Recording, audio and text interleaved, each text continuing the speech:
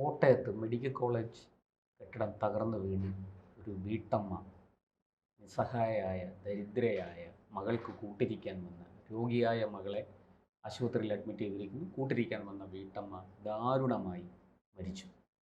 വാസ്തവത്തിൽ അത് ഭരണകൂടത്തിൻ്റെ ഭാഗത്തുനിന്നുണ്ടായ വീഴ്ച നിമിത്തമാണ്. ഈ സംഭവം ഈ മധ്യ തിരുവിതാംകൂറിലെ രാഷ്ട്രീയത്തെ ആകെ മാറ്റിമറിച്ചിട്ടുണ്ട്. കഴിഞ്ഞ തിരഞ്ഞെടുപ്പിൽ മധ്യ തിരുവിതാംകൂറിൽ വലിയ മേൽക്കൈ നേടിയ ഇടതുപക്ഷത്തിന് കനത്ത തിരിച്ചടിയായിരിക്കുകയാണ് ഈ പുതിയ സംഭവവികാസങ്ങൾ. ഈ സാഹചര്യത്തിൽ LDFനൊപ്പം നിൽക്കുന്ന, ഭരണത്തോടൊപ്പം നിൽക്കുന്ന കേരള കോൺഗ്രസിൻ്റെ നിലപാട് എന്തെങ്കിലും മാറ്റമുണ്ടാകും. കാരണം UDF വലിയ പ്രതീക്ഷ വെച്ച് പുലർത്തുകയാണ്. പോയ ജോസ് കെ മാണി കേരള കോൺഗ്രസുമായി തിരികെ UDFൽ വരും എന്നാണ് അവരുടെ കണക്കുകൂട്ടൽ. അല്ല, നാം ഈ വിഷയം ആരോഗ്യ മേഖലയുമായി മാത്രം ചുരുക്കിക്കാണുന്നത് തെറ്റാണ്. കാരണം ഭരണവിരുദ്ധ വികാരം എല്ലാ മേഖലയിലും ഉണ്ട്. വിദ്യാഭ്യാസ മേഖലയിലായാലും ആരോഗ്യ മേഖലയിലും ഏറ്റവും പുതുതായിട്ടുണ്ടായ ഒരു സംഭവം എന്ന നിലയ്ക്ക് എല്ലാ മേഖലയിലും അതിൽ ഏറ്റവും പ്രധാനപ്പെട്ടത് ഈ കേരള കോൺഗ്രസുകളെ സംബന്ധിച്ച് ഏറ്റവും പ്രധാനപ്പെട്ടത് മലയോര കർഷകരുമായി ബന്ധപ്പെട്ട അവരുടെ പ്രശ്നമാണ്. വന്യജീവി ശല്യമില്ലാത്ത നാടുണ്ടോ? ഇപ്പോൾ കാട്ടിൽ ആനയും മാനുമൊന്നും ഇല്ല, പുലിയെല്ലാം നാട്ടിലാണുള്ളത്. ആ രീതിയിലേക്കാണ്. അതുപോലെ തന്നെ ഈ കാട്ടുപന്നികളുടെ ശല്യം, ഈ പന്നികൾ ആലപ്പുഴ പോലെയുള്ള ജില്ലകളിൽ വരെ പന്നികൾ പെറ്റുപെരുകിയിരിക്കുകയാണ്. അതും വലിയ ശല്യമുണ്ടാകും. അങ്ങനെ വന്യജീവി ശല്യം രൂക്ഷമാണ്. അതുമായി ബന്ധപ്പെട്ട് നമുക്കറിയാമോ, ഒരു മന്ത്രിയുണ്ട് അല്ലേ, NCPയുടെ മന്ത്രി. പലതവണ CPMലെ നേതാക്കൾ ഉൾപ്പെടെ കമ്മിറ്റികൾ ഉൾപ്പെടെ ആവശ്യപ്പെടുന്നുണ്ട്, നിങ്ങൾ CPM ഏറ്റെടുക്കൂ. മന്ത്രിയെ കൊണ്ടിന് ഒന്നും കഴിയില്ല, അദ്ദേഹത്തിന് ആരോഗ്യ പ്രശ്നങ്ങളുണ്ട്, നടക്കാൻ വയ്യ, വലിയ ബുദ്ധിമുട്ടിലാണ് മന്ത്രി. ആ രീതിയിലുള്ള ഒരു മന്ത്രിയെ മാറ്റി വലിയ രീതിയിൽ ഇതിനെതിരെ ആരോപണങ്ങൾ ഉയരുന്നുണ്ടല്ലോ. വന്യജീവി പ്രശ്നവുമായി ബന്ധപ്പെട്ടായാലും അതോടൊപ്പം തന്നെ വനംവകുപ്പുമായി ബന്ധപ്പെട്ടായാലും വലിയ രീതിയിൽ വിമർശനം നടക്കുന്നത് കൊണ്ട് അദ്ദേഹത്തെ ഒന്ന് മാറ്റി നിങ്ങൾ പുതിയ ഒരു മന്ത്രി അവിടെ നിശ്ചയിക്കൂ. അതിനും സർക്കാർ തയ്യാറല്ല. അത്തരം വലിയ വിമർശനങ്ങൾ ഉണ്ടാകുന്ന പശ്ചാത്തലത്തിലാണ് UDF കേരള കോൺഗ്രസ് മാണി വിഭാഗം മാറി ചിന്തിക്കുന്നതിനെ കുറിച്ചുള്ള വാർത്തകൾ വരുന്നത്. ഈ കേരള കോൺഗ്രസുമായി ബന്ധപ്പെട്ട് നമുക്കറിയാം, അത് മാണി വിഭാഗമായാലും ജോസഫ് വിഭാഗമായാലും അല്ലാതെ ഈ ക്രൈസ്തവ വിഭാഗവുമായി അടുത്ത് നിൽക്കുന്ന ഏത് കോൺഗ്രസ് ആയാലും കേരള കോൺഗ്രസ് ആയാലും അവരുടെ എല്ലാം വോട്ട് ബാങ്ക് ക്രൈസ്തവ വിഭാഗമാണ്. ക്രൈസ്തവ വിഭാഗം എന്ന് പറയുന്നത് മലയോര കർഷകരാണ്. ഈ മലയോര കർഷകരാണ് ഇപ്പോൾ ഏറ്റവും അധികം വന്യജീവി ശല്യം ബാധിച്ചിരിക്കുന്നത്. അതുകൊണ്ട് തന്നെ ഈ വലിയ വിമർശനമാണ് കേരള കോൺഗ്രസിനെതിരെ ഉയരുന്നത്. പ്രത്യേകിച്ച് അവർ ഭരണത്തിൻ്റെ ഒരു പങ്കാളികൾ കൂടിയാണല്ലോ. ആ രീതിയിൽ തങ്ങളുടെ അടിത്തറ തന്നെ ഇളകുമോ എന്ന് അവർ ഭയപ്പെടുന്നു. ആ അടിത്തറ ഇളകുന്ന കാഴ്ചയാണ് നാം 2024 തെരഞ്ഞെടുപ്പിൽ, ലോക്സഭാ തെരഞ്ഞെടുപ്പ് കാലത്ത് കോട്ടയത്ത് കണ്ടത്.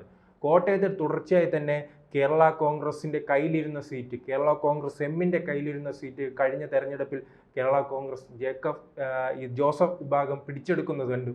ആ പിടിച്ചെടുക്കുന്നതിന്റെ പശ്ചാത്തലം നമുക്ക് പരിശോധിച്ചാൽ അറിയാം. അവർ ഒരു പിളർപ്പിലൂടെ പോയ പാർട്ടിയാണ് അല്ലെ. കേരള കോൺഗ്രസ് മാണി വിഭാഗത്തെ വച്ച് താരതമ്യം ചെയ്യുമ്പോൾ ഒരു ചെറിയ പാർട്ടിയാണ് ജോസഫ് വിഭാഗം. ആ വിഭാഗത്തിലെ നേതാവാണ് അവിടെ വിജയിച്ചിരിക്കുന്നത്. അതിലൂടെ തന്നെ മനസ്സിലാക്കാൻ കഴിയുന്നത് എന്താണ്, ഈ മാണി വിഭാഗത്തിന്റെ അടിത്തറ പൂർണ്ണമായിട്ട് തന്നെ ഇളകിയിട്ടുണ്ട്. അത് നമുക്ക് പണ്ട് ചർച്ചകളിൽ പറയും പോലെ തന്നെ ഉത്തരേന്ത്യയുമായി ബന്ധപ്പെട്ട് നമുക്കറിയാം, BJPയുമായി അടുത്തു നിൽക്കുന്ന പാർട്ടികളെ വലിയ രീതിയിൽ വിഴുങ്ങാൻ വേണ്ടിയുള്ള ശ്രമം BJP നടപ്പിലാക്കും. അത് തന്നെയാണ് കേരളത്തിൽ CPM നടപ്പിലാക്കുന്നത്.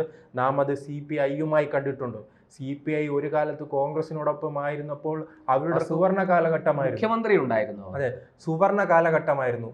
ഇപ്പോൾ CPMനോടൊപ്പം കൂടിയപ്പോൾ അവരുടെ അവസ്ഥയോ, എല്ലാ ബ്രാഞ്ച് കമ്മിറ്റികളും ഉൾപ്പെടെ പൂട്ടിക്കെട്ടുകയാണ്, ഓഫീസുകൾ പൂട്ടിക്കെട്ടുകയാണ്. അണികളില്ല, ഓഫീസ് മാത്രം മതിയോ? ബ്രാഞ്ച് കമ്മിറ്റികൾ എങ്ങനെ രൂപീകരിക്കും? ലോക്കൽ കമ്മിറ്റികൾ എങ്ങനെ രൂപീകരിക്കും? അണികളില്ല, പ്രവർത്തകരില്ല, നേതാക്കൾ മാത്രമായി മറ്റൊരു കേരള കോൺഗ്രസ് ആയി കമ്മ്യൂണിസ്റ്റ് പാർട്ടി മാറുകയാണ്.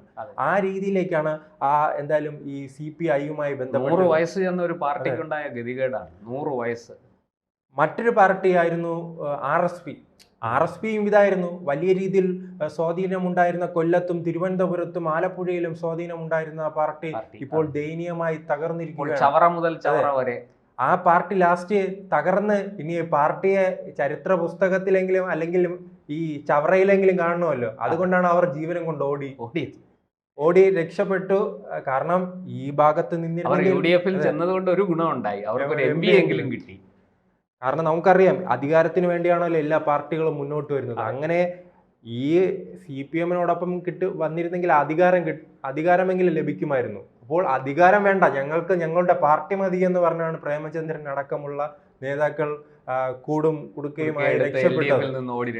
അതിന് സമാനമായി തന്നെയാണ് കേരള കോൺഗ്രസിനെയും വലിയ രീതിയിൽ മധ്യ കേരളത്തിൽ CPM വിഴുങ്ങുകയാണ്. അത് അവർ തിരിച്ചറിയുന്നുണ്ട്. അതുകൊണ്ടാണ് അവർ എങ്ങനെയെങ്കിലും രക്ഷപ്പെടാമെന്ന രീതിയിലുള്ള ചർച്ചകൾ പുരോഗമിക്കുന്നത്. നമുക്കറിയാം പലതവണ കേരള കോൺഗ്രസുമായി ബന്ധപ്പെട്ട് ജോസ് കെ മാണി പറയുന്നതാണ്, ഞങ്ങളെ ചവിട്ടി പുറത്താക്കുകയാണ് കോൺഗ്രസ് ചെയ്തത്, UDF ചെയ്തത്, അതുകൊണ്ട് ഞങ്ങൾ തിരിച്ചു ചെല്ലില്ലെന്ന് പലതവണ ആവർത്തിച്ച് പറയുമ്പോഴും അദ്ദേഹത്തിന്റെ കമ്മിറ്റികളിൽ ഈ ആവശ്യം ഉയരുകയാണ്. ഞങ്ങൾക്ക് പല പ്രദേശങ്ങളിലെ നമുക്കറിയാമല്ലോ, ഒരു പാർട്ടി ആകുമ്പോൾ നേതാവ് മാത്രമല്ല, ജില്ലാ കമ്മിറ്റികളുണ്ട്, ഈ പഞ്ചായത്ത് കമ്മിറ്റികളുണ്ട്, മണ്ഡലം കമ്മിറ്റികളുണ്ട്. അങ്ങനെ കമ്മിറ്റികളിൽ നിന്നും വലിയ ആവശ്യമാണ് ഉയർന്നു വരുന്നത് UDF-ലേക്ക് മടങ്ങാമെന്ന രീതിയിലുള്ള ഒരു ചർച്ച ഉയർന്നു വരികയാണ്.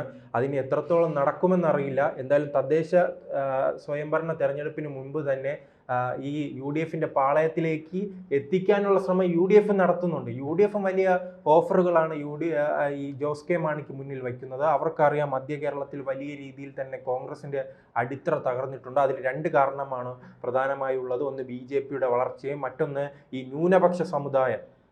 ന്യൂനപക്ഷ സമുദായത്തിലെ ഭൂരിപക്ഷത്തിന്റെ വലിയ രീതിയിലുള്ള കടന്നുകയറ്റം, വ്യാവസായികപരമായും അതോടൊപ്പം തന്നെ സാമ്പത്തികപരമായും. അതിന് ഏറ്റവും ഉദാഹരണം ഈ പൂഞ്ഞാർ എടുത്താൽ നമുക്ക് മനസ്സിലാവും.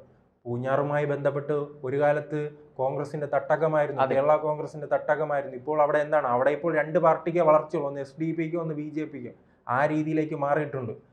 അങ്ങനെ ഈ BJP-യിലേക്ക് വളർച്ചയെന്ന് ഞാൻ സൂചിപ്പിക്കുന്നത് ക്രൈസ്തവരാണ് BJP-യിലേക്ക് പോകുന്നത്.